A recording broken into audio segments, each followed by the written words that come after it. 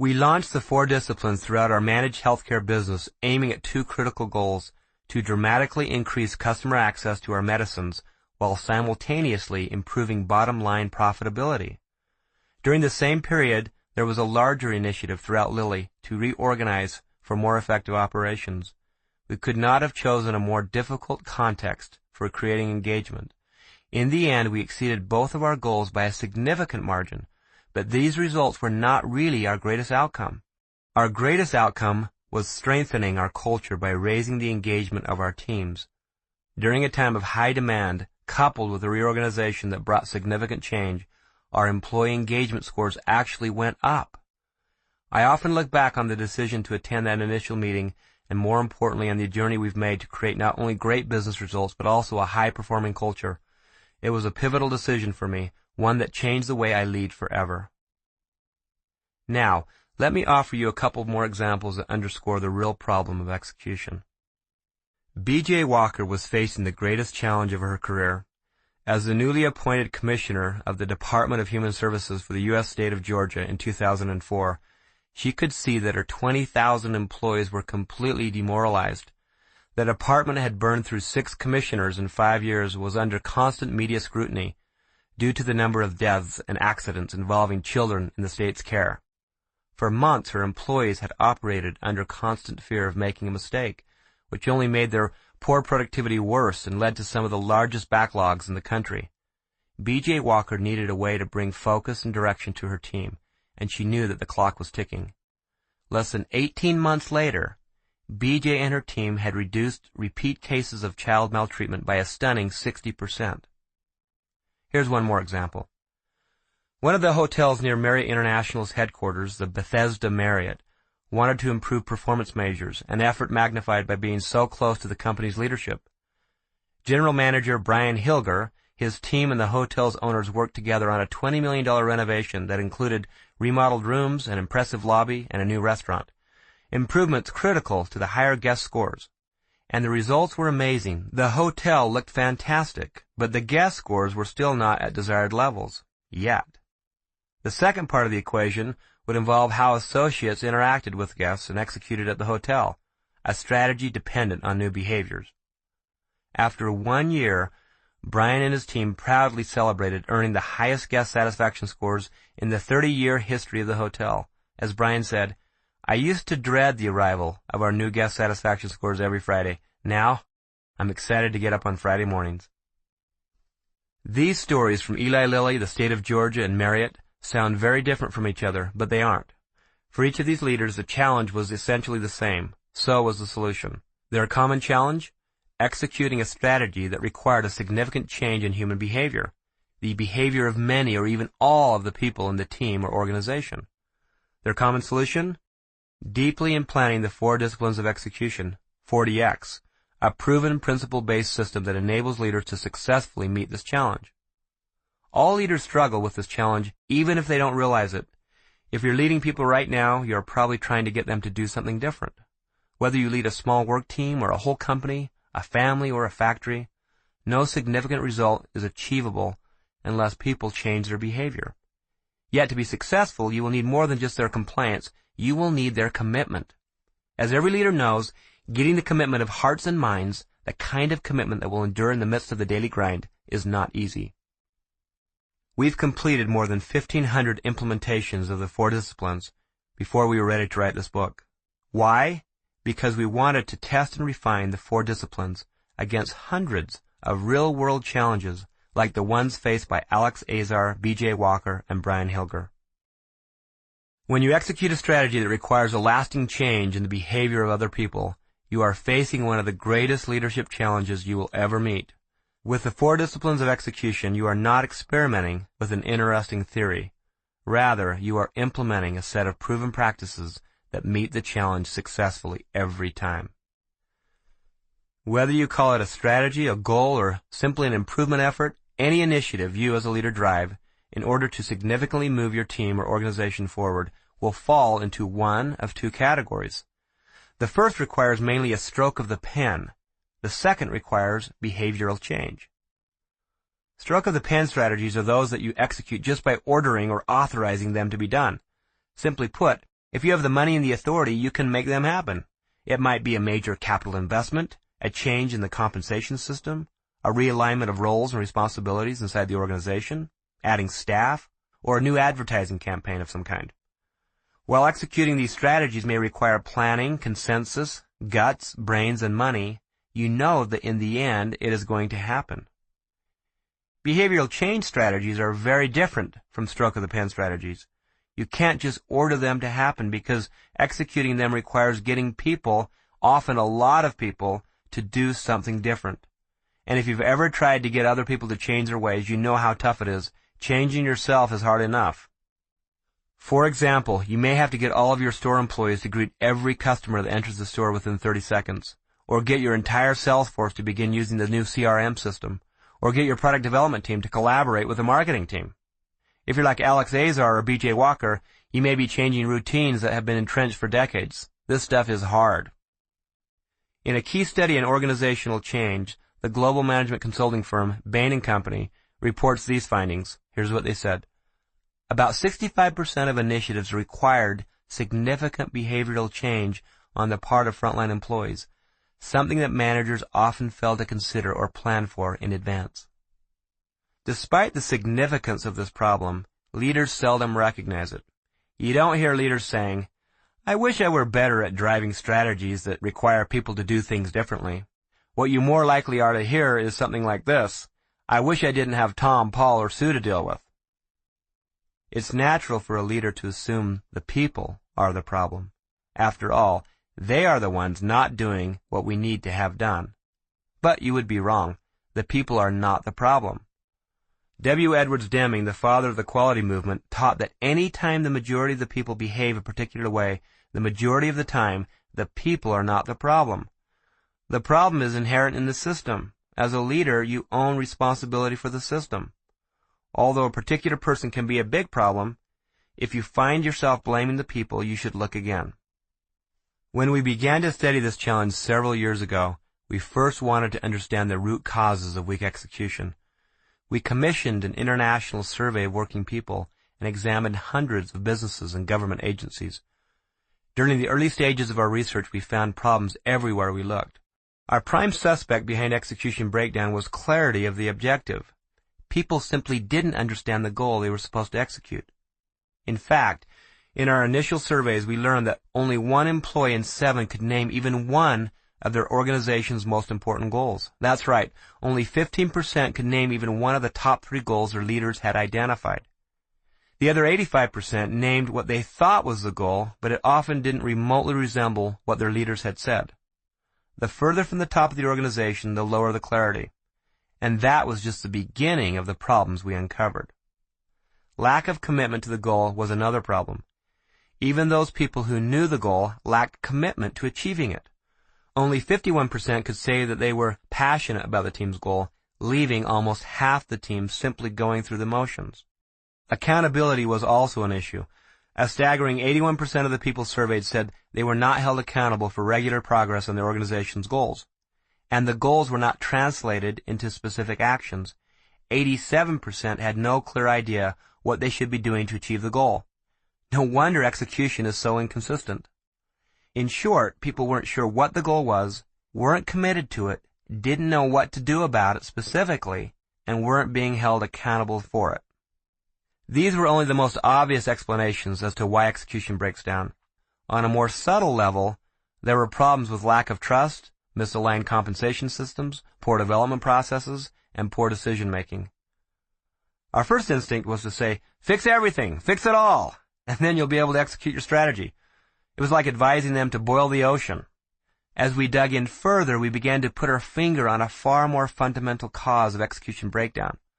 Certainly, all of the problems we just cited, the lack of clarity, commitment, collaboration, and accountability, exacerbate the difficulty of strategy execution. But in reality, they initially distracted us from seeing the deeper problem. You may have heard the expression, "Fish discover water last." That expression sums up our discovery very well. Like a fish discovering the water it's been swimming in the whole time, we finally realized that the fundamental problem with execution had always been right in front of us. We hadn't seen it because it was everywhere, hiding in plain sight. The real enemy of execution is your day job. We call it the whirlwind. It's the massive amount of energy that's necessary just to keep your operation going on a day-to-day basis. And ironically, it's also the thing that makes it so hard to execute anything new. The whirlwind robs you from the focus required to move your team forward. Leaders seldom differentiate between the whirlwind and strategic goals because both are necessary to the survival of the organization. However, they are clearly different. And more important, they compete relentlessly for time, resources, energy, and attention. We don't have to tell you which will usually win this fight. The whirlwind is urgent and it acts on you and everyone working for you every minute of every day. The goals that you've set for moving forward are important, but when urgency and importance clash, urgency will win every time. Once you become aware of the struggle, you will see it playing out everywhere in any team that is trying to execute anything new. Consider your own experience. Can you remember an important initiative that launched well and then died? How did the end come? Was it with a loud crash and a tremendous explosion? Or did it go down quietly over time, suffocated by the whirlwind? We've asked thousands of leaders this question, and we always get the same answer: slow suffocation. Executing in spite of the whirlwind means overcoming not only its powerful distraction, but also the inertia of the way it's always been done. We're not saying that the whirlwind is bad. It's not. It keeps your organization alive, and you can't ignore it. If you ignore the urgent, it can kill you today. It's also true, however, that if you ignore the important, it can kill you tomorrow. In other words, if you and your team operate solely from within the whirlwind, you won't progress. All your energy is spent just trying to stay upright in the wind. The challenge is executing your most important goals in the midst of the urgent. Different leaders experience the whirlwind in different ways. A senior executive with one of the world's largest home improvement retailers describes it this way: "We don't have dragons swooping down and knocking us off our priorities. What we have are gnats. Every day we have gnats getting in our eyes, and when we look back over the last 6 months, we haven't accomplished any of the things we said we were going to do." You've almost certainly found yourself facing the whirlwind when you were trying to explain a new goal or strategy to someone who works for you. Can you remember the conversation? Your mind is centered clearly on the goal and you're explaining it in easy-to-understand terms. But while you're talking, the person you are talking to is backing slowly out of the room, all the while nodding and reassuring you, but trying to get back to what they would call the real work, another name for the whirlwind. Is that employee fully engaged in achieving that goal? Not a chance. Is he trying to sabotage your goal or undercut your authority? No. He's just trying to survive in his whirlwind. So let's be clear. The 4 disciplines of execution aren't designed for managing your whirlwind. Instead, they are rules for executing your most critical strategy in the midst of your whirlwind.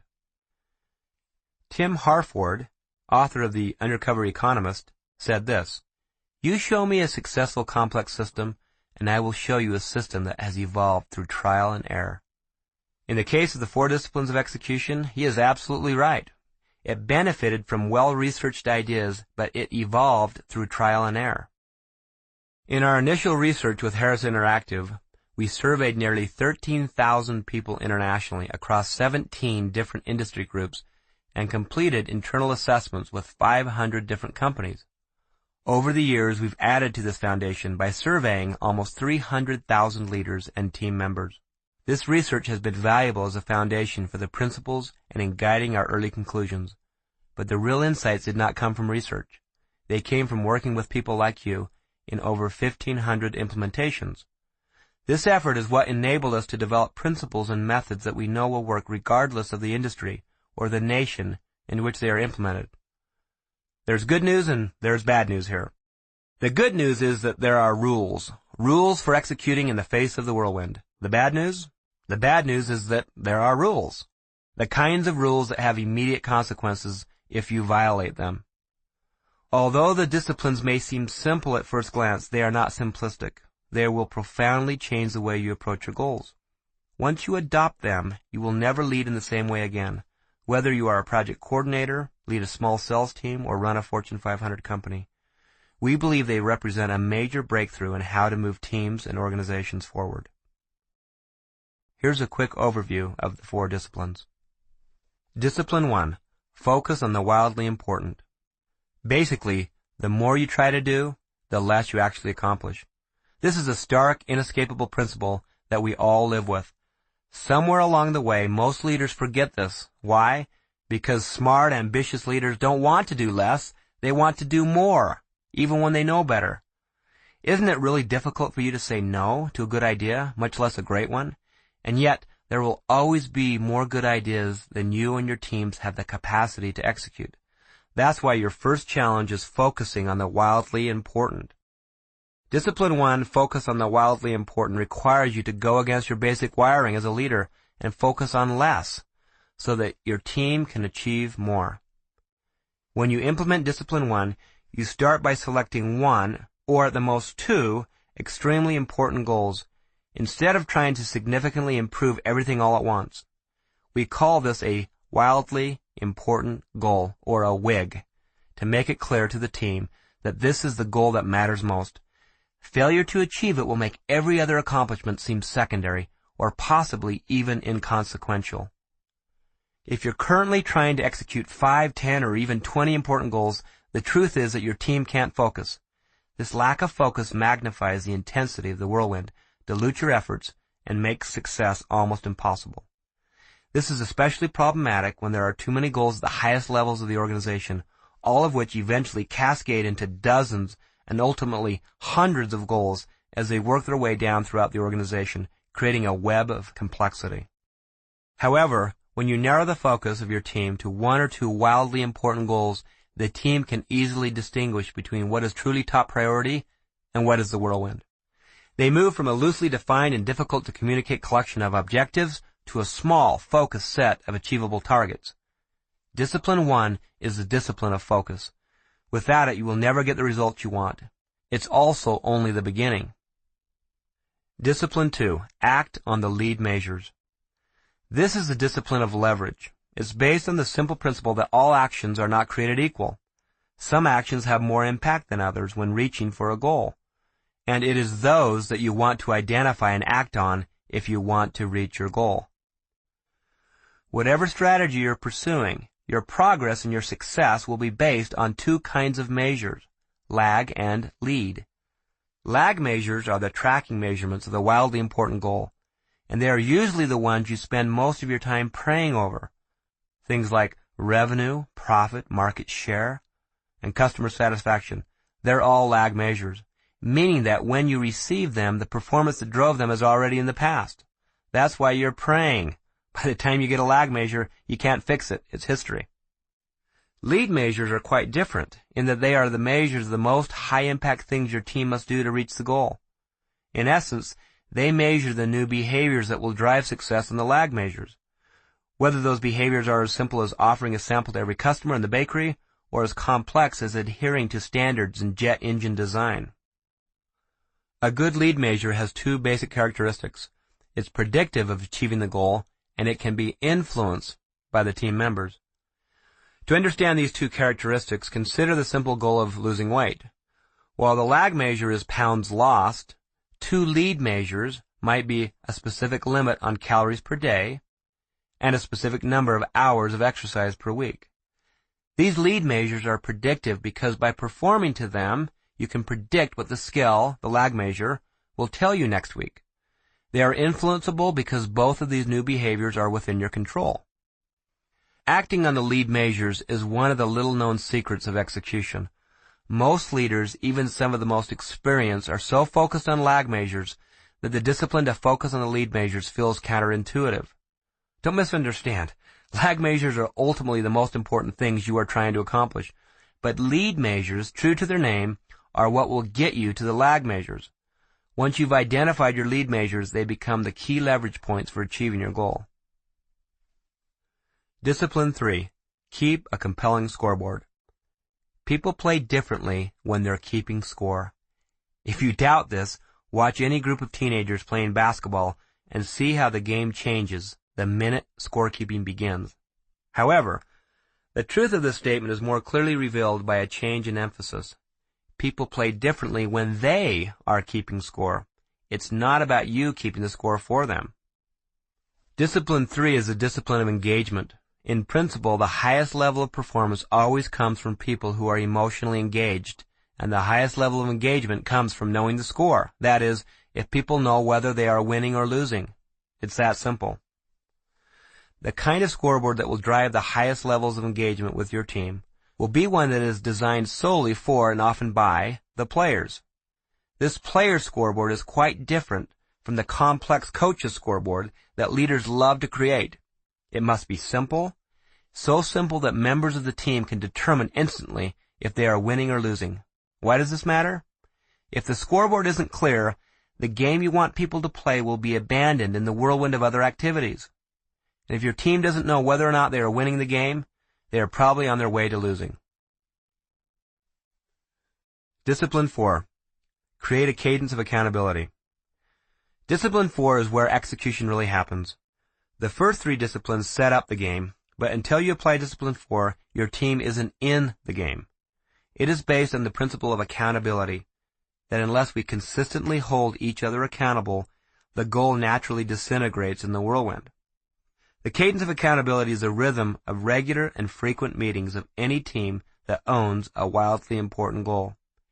These meetings happen at least weekly, and ideally last no more than 20 to 30 minutes. In that brief time, team members hold each other accountable for producing results, despite the whirlwind. Why is the cadence of accountability so important? Consider the experience of someone with whom we've worked. He and his teenage daughter made an agreement that she would be allowed the use of the family car if she washed it every Saturday morning. He would meet with her each Saturday to make sure the car was clean. They met on Saturday for several weeks and everything went well, but then he had to go out of town for 2 Saturdays in a row.